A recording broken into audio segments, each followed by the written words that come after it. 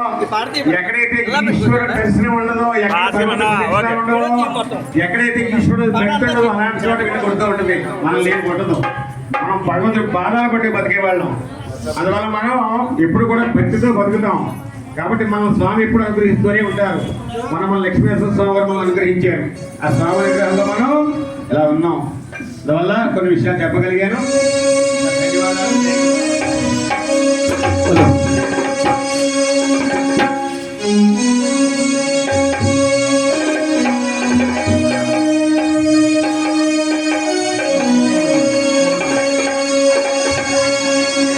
Edukondalavada Venkataramana Govinda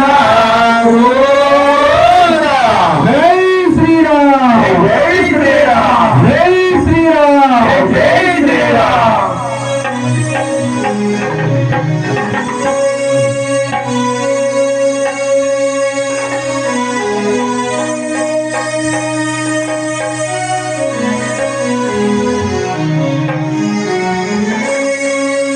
Rama మందిరో Ayodhya